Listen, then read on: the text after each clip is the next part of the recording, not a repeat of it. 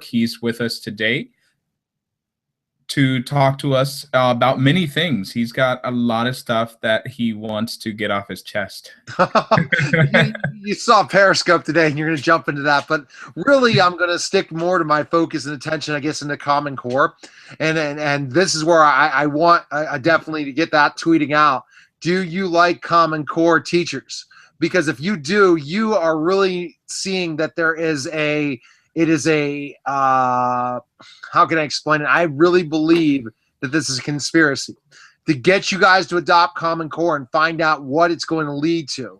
And it's going to lead to a watering down of our education system. They'll say these are high standards. Yet, if you look at things that are being eliminated, I saw this in the SAT. But let me go into a story first, Oscar, and then you can ask me questions. I was representing a client at a meeting at the end of the year with the principal, talking about the student and how the parent was disappointed with not high expectations when it came to her math and reading. And we had a conversation, and he talked about some of the changes. And this is, I guess, the lead into what's coming up for your Tuesday show about the fresh start, right? The fresh start for next year. How can teachers prepare themselves throughout the summer so that they're fresh, ready to go day one next year, regardless of how their year before was? Well, it was amazing to hear the amount of expectations on teachers. And I think that this extra pressure is just something that they didn't sign up for. And Oscar, I know that you've heard that before from other teachers, right? You know, the expectations, these inter-services of creating and developing curriculum is something that, in a lot of ways, they didn't think when they became teachers they were going to be doing, right?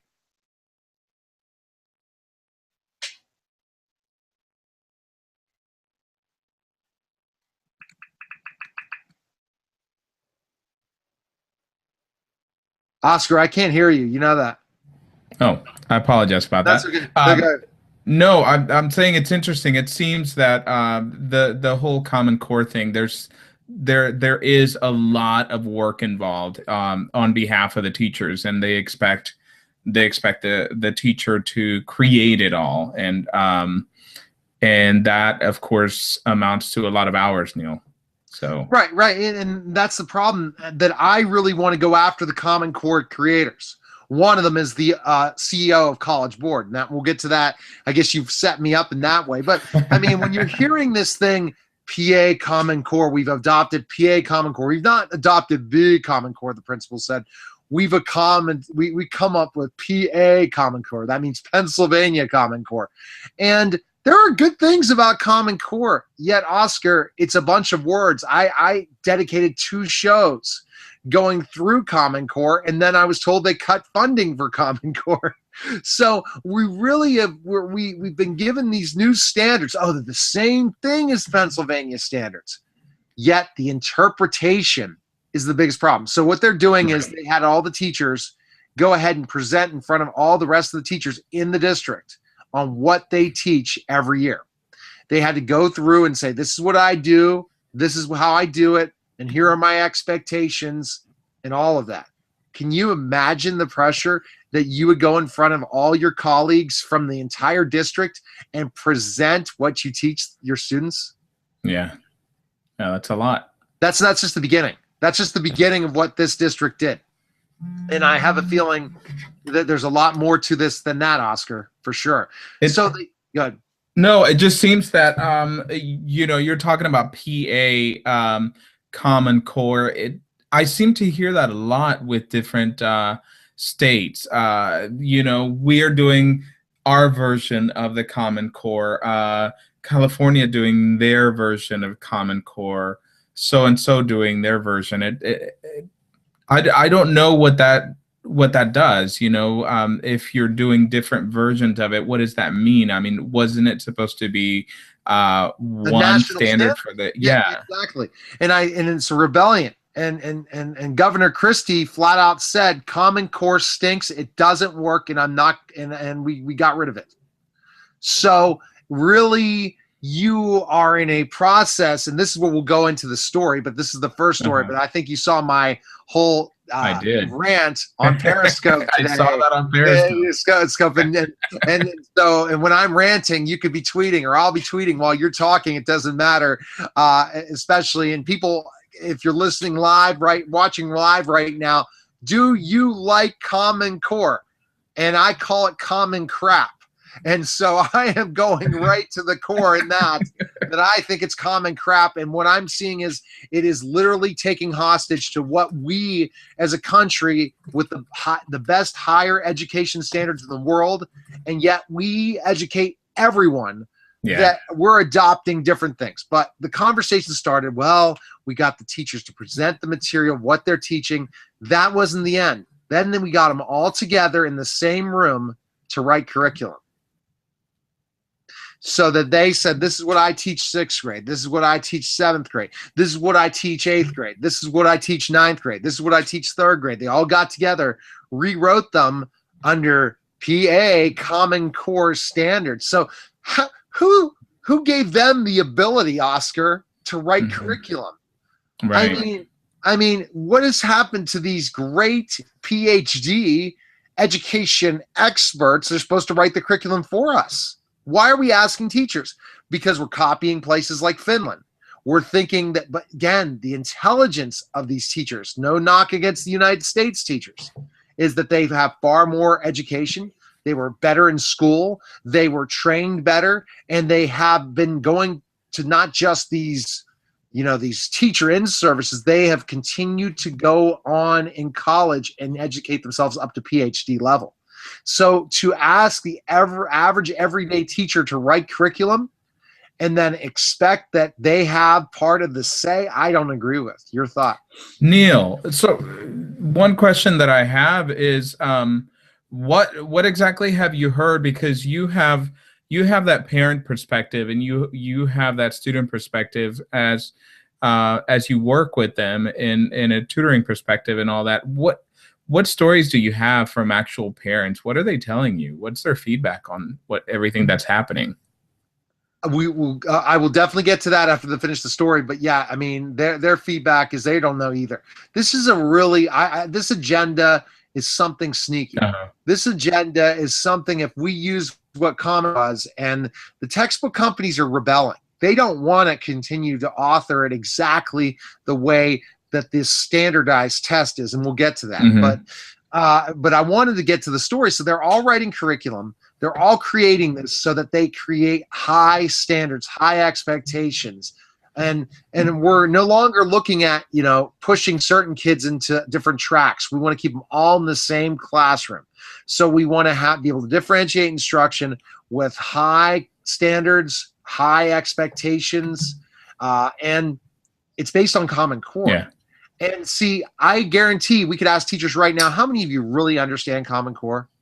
How many of you really get and understand this? If you would read on the website, it's really the Common Core website. It's really sad to hear it's pretty much mediocrity we're creating. Yeah. And that if you read what the expectations for what college and career readiness is, it was not what I or Jarrett, when we discussed this 6 hours ago on my radio program, expected. I believe that if you are a good reader, a good writer,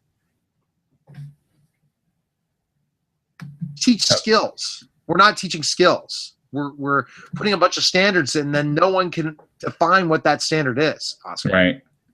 Right.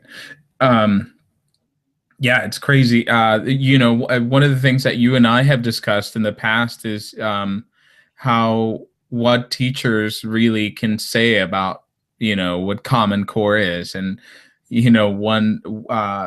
talked about this, and how as much as teachers want to either work with the Common Core or they feel it ineffective, anything like that, they don't feel like they're in a position to be able to even comment on it many times. I mean, I would be surprised. We have some viewers right now that I would be surprised if they would be willing to come on and and really side with you, Neil, about no. this. I don't think I'm dare him to. As last night I did get a caller, which I was really surprised. Once I've gone back live, Oscar's been my inspiration to take all my radio live now, and it was interesting. My interview with Keith McCants, because the guy just got out of rehab and did this interview. So I was probably one of the first interviews with an NFL superstar in the 90s who basically got hooked on painkillers. But what I'm saying, the live format, I'm sure they're not going to say anything. I had someone call in last night who was a teacher from New Jersey that got mad at me when I said I'm going to start my own teacher boot camp just to teach people how to teach. And I said that this boot camp has to be so simple. And she didn't like this, the whole sitting down classroom thing. And I said, there's a beginning, middle, end of the lesson. There's an anticipatory step. You have to model the lesson. You have to give the students the opportunity to practice, not independently, but in a classroom setting. Then you give them independent practice or group practice. Then you bring them back and see if the lesson was achieved. It's that simple. And how many people, Oscar, are doing that? Yeah. Well, I don't exactly know, but what I will tell you though, Neil, is we have to also take into account that the whole education, the U.S. educational system is really cyclical, you know? Yes, I've already seen this in studying it. It has. Right. It's just, you know, we go through these periods where the powers that be say, you know, this is good teaching, and so we're going to do it like this. And then what happens? Students fail, teacher burnout, everything. And so they come up with a new way. They're saying, okay, so this is not working. Let's try this new model that some genius came up with. Let's try this, you know. And so we go through that period, and then we try something else. And with how Common Core is going, you know, the question is, how long will it remain? It's not when it's going to die. Not, honestly, and this is, again, we're not going to go political far. Yeah. I'm never going to do this in the education system. And my as a journalist in education, I refuse to do this. I'm looking at the student. But if Republicans win the presidency, Common Core will be gone. So this is where the discussion on my whole attack on the SAT, which is going to be part of our conversation. Who knows how long we'll go, Oscar? My mom is going to be mad at me, and my kids upstairs, because I already had a live radio for 2 to 3. They're supposed to be quiet. So I should say, I'm sure the noise level will start at 4 if we don't get through this. But ultimately, the funny thing about this is that, you know, they talk about high standards, and we want these high curriculum standards and all these new buzzwords. Textual evidence, 5-paragraph essays showing this different things, and all these things, and we're just showing them a robotic way of doing it. And that's the biggest problem, a robotic way of doing this. So the fresh idea as teachers is, this is one thing I was talking to address with the teachers. Teachers, you need to really figure out what Common Core is. You can't just read the standards. You got to see what the interpretation in Kansas is compared to the interpretation in Pennsylvania, or what's different curriculums. View these different curriculums, especially if you're a specialty teacher. And that's where I'll get into the SAT. But parents, well, in Catholic schools, they can't stand Common Core, and it's infiltrating there. There's Catholics against Common Core out there in Pennsylvania, and they want reports anytime that any Catholic schools have adopted anything via Common Core. And why would we think it's so great if now people who were into it, meaning we're talking about Republicans that were into this, Oscar, have decided to just literally say it's garbage now? So there goes that we did not have enough research before we launched this. We've launched this, and certain states have rebelled, while other states are saying, yeah, we're going to do even higher standards. But yeah, I'm sure they're looking at all the curriculums are written for Common Core. What are we seeing, Oscar? Yeah. So have you heard any teachers that like it? I taught under it for 1 year, my very last year before I went away, and it's I didn't hear a lot of support for it. I heard a lot of confusion.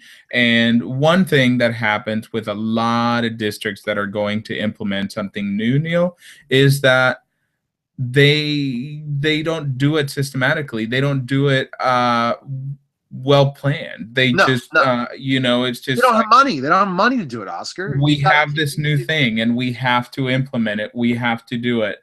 go look it up, or here's an article, here's another article, and it's given to you kind of piecemeal but not really complete. And so I think that's a big part of the problem with it. You know, when we are all about implementing something new and something so important that's going to affect our students, it should be really well planned out and well orchestrated before it's just, you know, given out there and expect our teachers to just do something with it.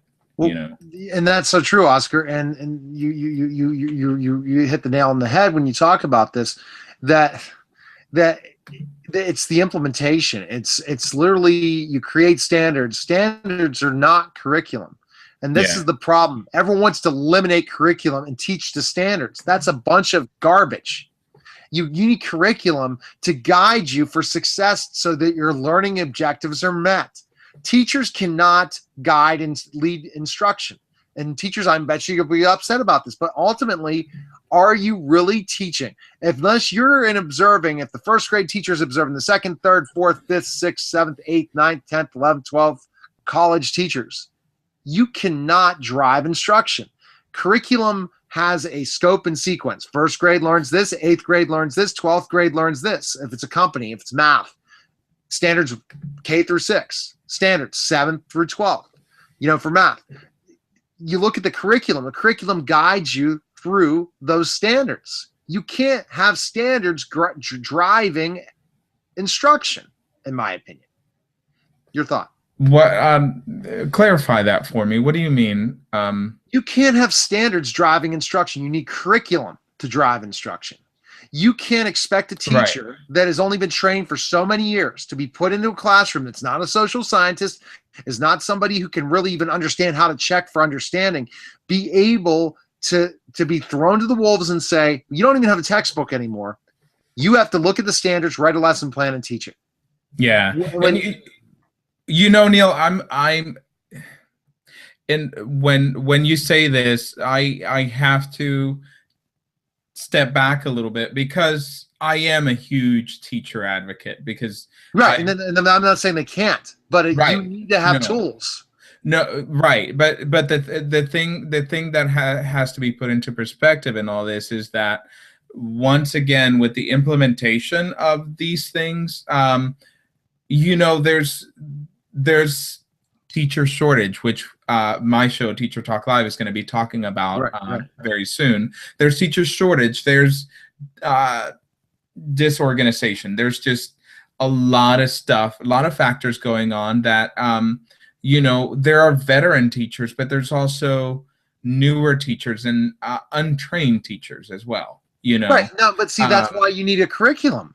I mean, when I started in teaching, we said the standards got to be in place in our lesson, but we had a guide, and that's a curriculum. Yeah. And yeah, that's a tricky thing for the reasons that I just said. You know, not every teacher is going to be prepared to compose the curriculum necessary to drive the instruction, but I do believe that a lot of them are. You know, the experienced teachers are, but how many of them are there? You know, because of teacher shortage and mobility and all that. You know, teachers don't stay in one place, and so yeah, you're right about that challenge. It is. I agree with you that is a major challenge with the Common Core. You know? Yeah, definitely. Okay, so let's just talk about why I'm so fired up about this. Tell me.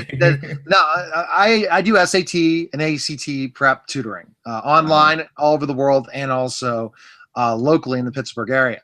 And I've been asked to prepare kids for the new 2016 and 2015 PSAT and SAT test.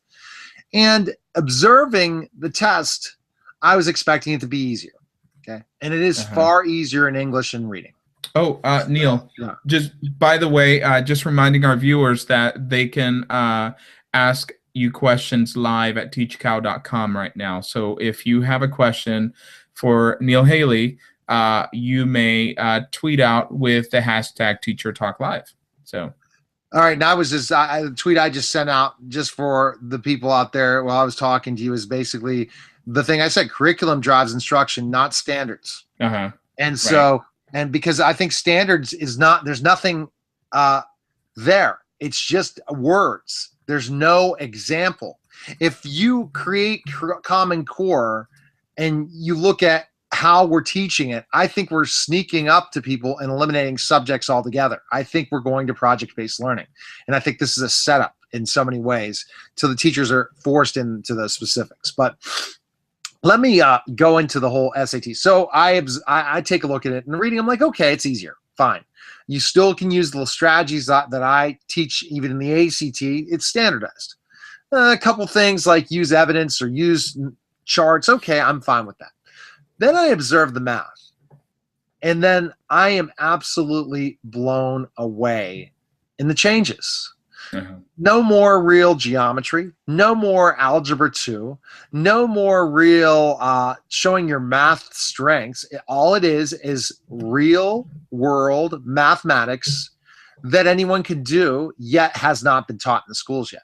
So it eliminates the whole ability of looking at on an SAT, differentiating the kids that are the engineering students or the math majors or the science majors compared to, let's say, the liberal arts majors of history, something that's not involving mathematics. Now you're giving it so that everyone can do well.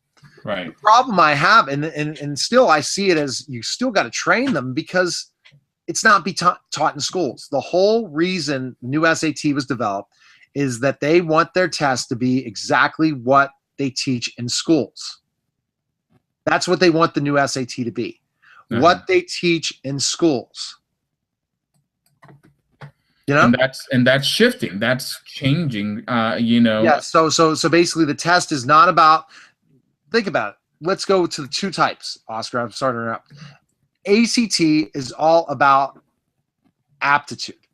And then the that not aptitude, I guess knowledge. And then the SATs are all about applying what you know in that type of a test.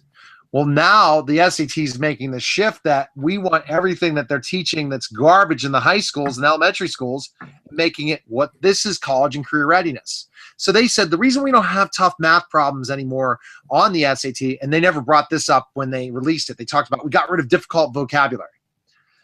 The reason we did this is because there's not all students are going to be going to take high level math courses in college. Huh. I was just shocked. Your response to that. That's what's on the government-owned College Board website. That sounds odd. That sounds that sounds not very well planned, I guess. I mean, how can we eliminate more rigorous courses in college, you know, to accommodate? We're not going to eliminate them. We're just not going to be able to assess them, which means SAT is going to make more money because what are the college going to do once they finally find out this is a garbage test? And I'm going to be talking about this all the time. This is a garbage test. This is not showing any knowledge of the ability that you're going to be successful in college.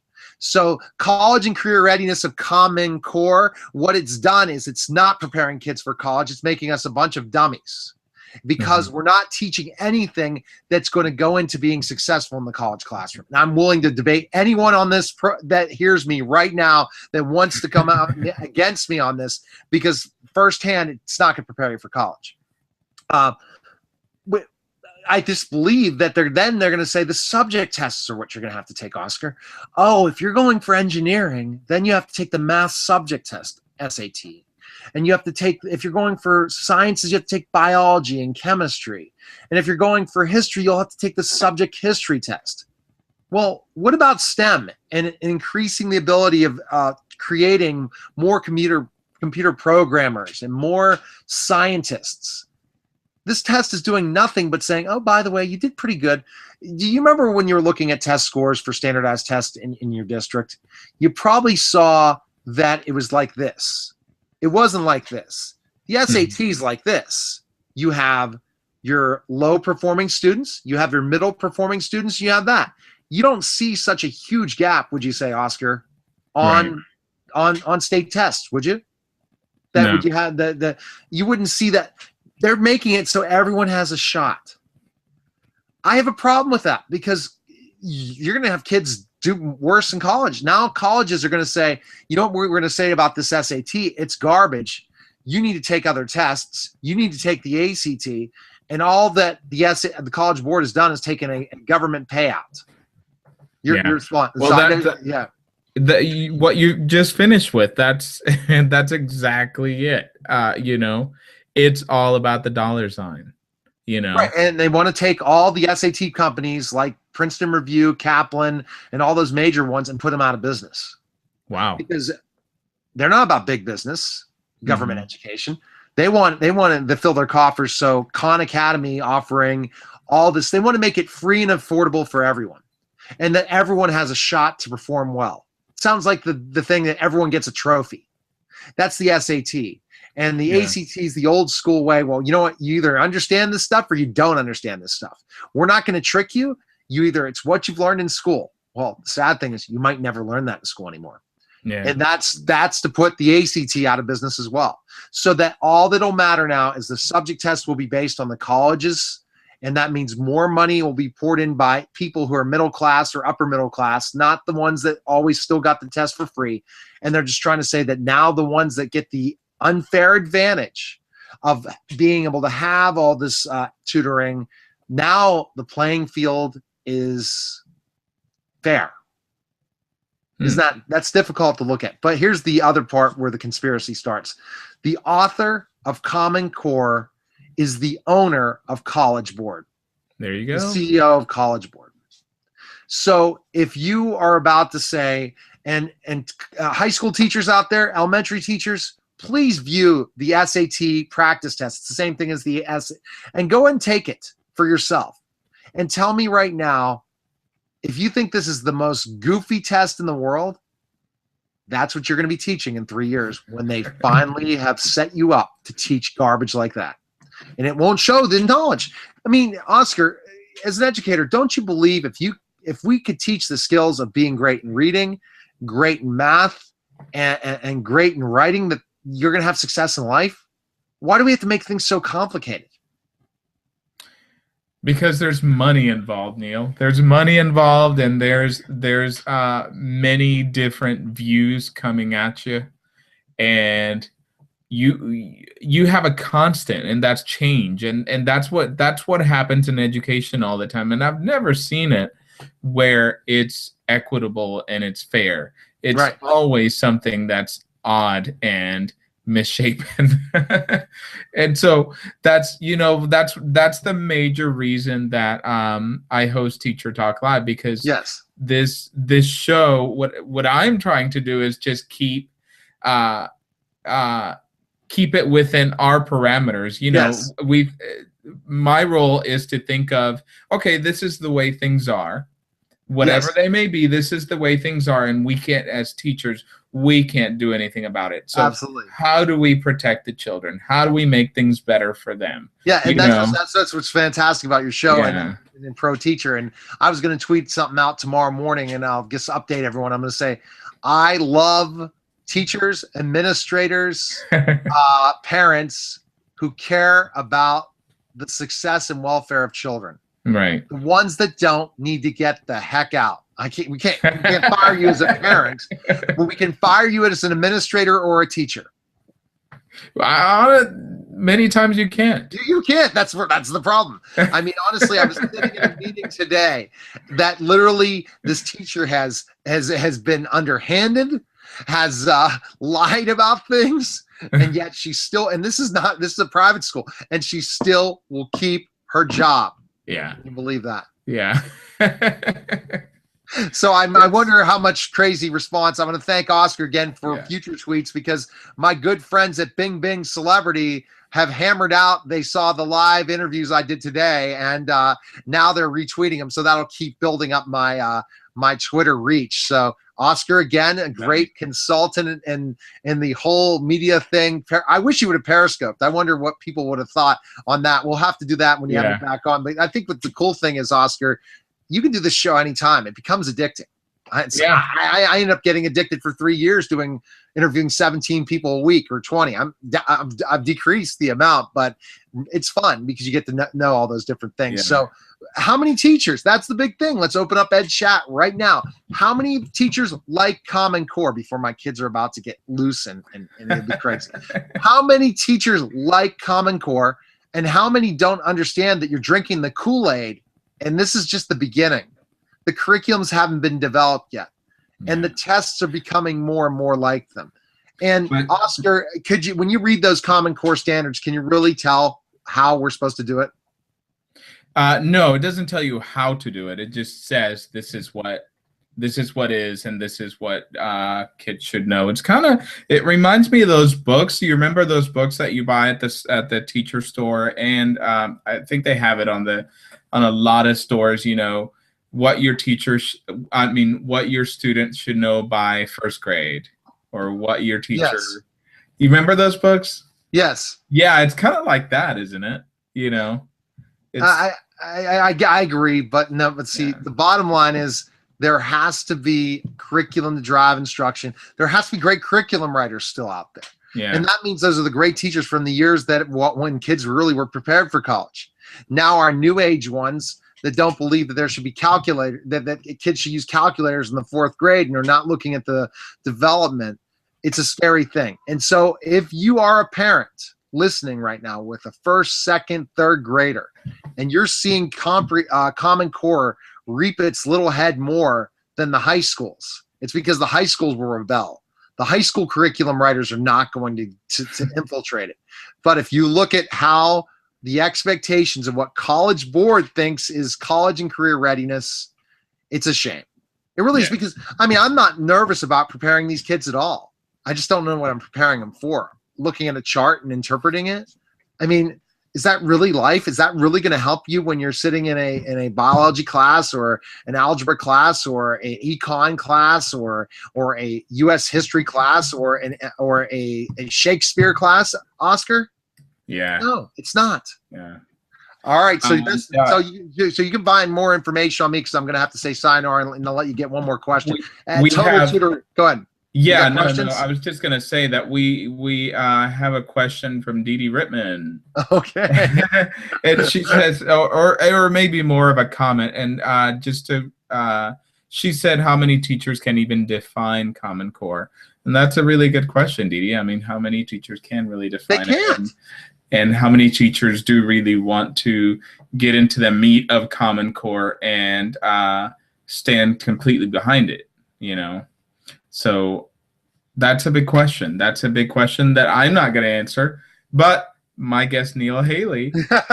They can't, because I read them and I almost fell asleep, and there's nothing to them. It's just meaning that the standards are a little better than they were in certain states, never PA, never the best states for education, but ultimately it's putting them a grade ahead of what they are. But guess what? The implementation, how we're teaching it, I'd love to read some of the new algebra textbook and say how they expect you to solve a problem when you know algebraically, mathematically, and they're forcing teachers to teach that way. So that's how it's reaping its little head. When you can go and get the answer right in math and yet not get the right answer but explain it, that's when it's reaping its little head. When you don't need spelling anymore or handwriting, that's when it's reaping its little head. There you go. It's just the beginning. It's just the beginning till we become a project-based society where subjects aren't going to matter anymore, and we're just training you to be a worker. I believe it. We are becoming Europe. Oscar, go ahead and see what's happening, and that slowly but surely we all be living in little apartments, and we'll be chosen what jobs we're going to have. If that's education drives society. Right. And if we water down our education system and we don't have high expectations and high learning standards for the people that are the best, if we eliminate the best, we're going to be in a lot of trouble, because they're the ones that drive society. They're the ones that begin. They are the ones, the innovators that employ others. They're the ones that make the great medical discoveries. They're the ones that figure out the next great thing in technology. We're going to lose all that if we allow Common Core to stay. That's all I can say. But my website, Tutor.net, You can tweet me at Total Tutor. And I am your advocate, teachers. I might be a little brash, but you quit drinking the Kool-Aid of Common Core and you hide behind and you go and pull the lever for people who are not going to vote Common Core. I know that's tough because you want to stick to your union, but if you keep voting in people who love Common Core, you're not going to be teacher anymore. You literally will be controlled, and Oscar will be telling a story sometime. So thanks, Oscar, for having me on. Any other questions or no other questions from the peanut gallery? I can imagine what's going to happen tonight. I do want to tell you, though, that this has been a fun conversation. It's always fun with you because you just say it like it is. Right. So if we could define this, and we're not going to define it politically, Oscar's CNN for education, and I am Fox News. And it's, but again, the difference is we're for teachers, we're for administrators. We want things best in education. We just kind of handle it in a different way. So you're whoever the one on CNN is, and I guess I'm Sean Hannity or Rush Limbaugh of education, but not their thoughts, because Sean Hannity, Rush Limbaugh, and CNN don't know education. Oscar and Neil know education. Well, Neil, thank you so much for coming on, and I think it's been a lively discussion. It's been really good to listen to you. Really, what's cool is, again, we'll be simulcasting this on the Total Education Network as well. So, again, Oscar, best information to find you, because the people that are just listening to the radio work. Yes. So you want to watch my show this coming Tuesday, July 14th. It's going to be at 7:30 Eastern, 6:30 Central. It's Teacher Talk Live, and we're going to be doing a show on getting a fresh start. So we're taking a very positive approach, Neil, about how teachers should start the year and what the best tools and best resources there are for the classroom. So, and could you imagine me? Yeah, no controversy. Could you imagine me throwing me in there and saying, Common Core superintendent? And and the great announcement is that Dr. Greg Goins of Illinois is going to be guest co-hosting with me, because he's going to also launch and announce his own show, Going Digital. All right. That's going to be on the Teach Cow network, so you'll be able to watch it right there on Teach Cow. So that's great. Well, we have to think about, you might pick up some of the radio stuff and put it on the Teach Cow network as well by just putting the camera on me, and then again, you see the beautiful studio. But maybe Oscar can find him. But that's what you do when you're a radio guy. You hide yourself in the basement where no one can find you. Right. Right. Because I can imagine, but I am there for you, teachers. Bottom line, unless you stink, you need to go, and then or you need to follow my new boot camp, or they need to watch Teacher Talk Live and see how to get better. Yes, with Oscar, absolutely. All right, take care. It's cool. All right, all right, take me off live, and then we'll talk. Okay.